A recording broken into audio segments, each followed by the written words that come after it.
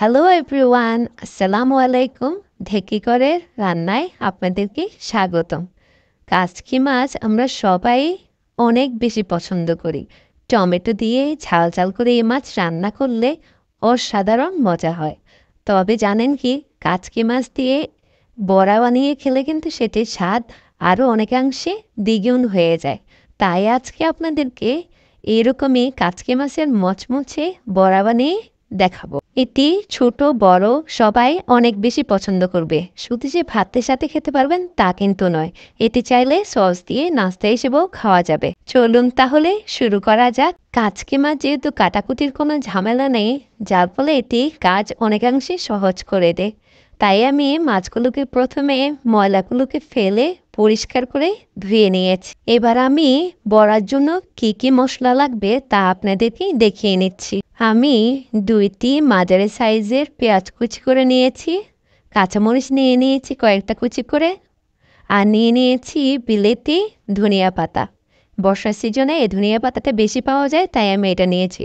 তবে এটার জায়গায় দেশীয় ধনিয়া পাতাটাও আপনারা চাইলে ব্যবহার করতে পারেন। শুকনো মশলা নিয়ে নিয়েছি হাফ চা চামচ, হলুদ গুঁড়া হাফ চা চামচ, লাল মরিচের গুঁড়া, যেহেতু কাঁচামরিচ ব্যবহার করব তাই মরিচের গুঁড়া একটু কমিয়ে নিয়ে নিয়েছি লবণ, আর 1 চামচ পরিমাণ ধনিয়া জিরা গুঁড়া, এটা একটু আমি বেশি নিয়েছি। নিয়ে নিয়েছি হাফ চা চামচ আদা বাটা এবং হাফ চা চামচ রসুন বাটা, আর নিয়ে নিলাম রুম টেম্পারেচারে রাখা একটি ডিম। এবার আমি সবগুলো উপকরণ দিয়ে একটি বড়ার ব্যাটার তৈরি করে নেব। প্রথমে বাটিতে আমি পেঁয়াজ, ধনিয়া পাতা, কাঁচামরিচ কুচিগুলো দিয়ে দেব আদা এবং রসুনের পেস্ট। এরপর দিয়ে দেব শুকনো মশলাগুলা। এবার ধুয়ে রাখা কাচকি মাছগুলো এর মাঝে দিয়ে ভালোভাবে কচলিয়ে নেব।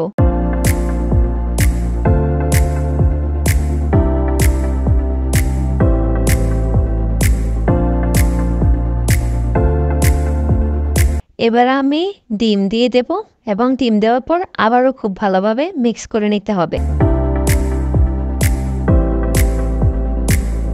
আমার মিশ্রণটি হয়ে গিয়েছে। এখন আমি সামান্য ময়দার সাথে 1 চামচ পরিমাণ কর্নফ্লাওয়ার মিক্স করে নিয়েছি। এখন এটি আমি মিশ্রণটির সাথে দিয়ে আবারও খুব ভালোভাবে ফাইনালভাবে বড়ার জন্য ডোটা তৈরি করে নেব।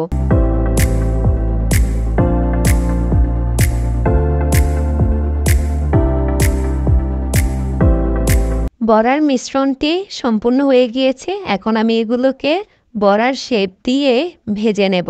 আমি কড়াইয়ে তেল দিয়ে নিয়েছি, তেলটা গরম হয়ে গিয়েছে। এখন আমি ঠিক এভাবে বড়াগুলোকে বানিয়ে নিয়েছি। এই যে দেখুন, সাইজ আপনারা চাইলে বড় এবং ছোট করে করতে পারেন। আমি ঠিক এভাবে করে সবগুলো বড়া দিয়ে দেব।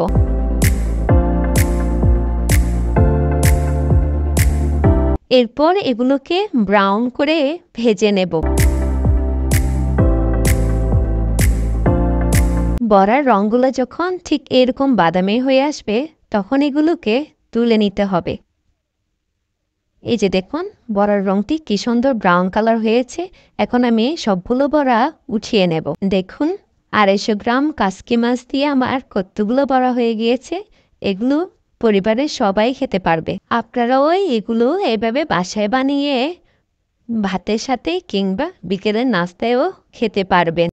আর আমার রেসিপি ভালো লাগলে অবশ্যই আমার চ্যানেলটি সাবস্ক্রাইব করে দিবেন। আজ এই পর্যন্ত, সবাই ভালো থাকবেন। আল্লাহ হাফেজ।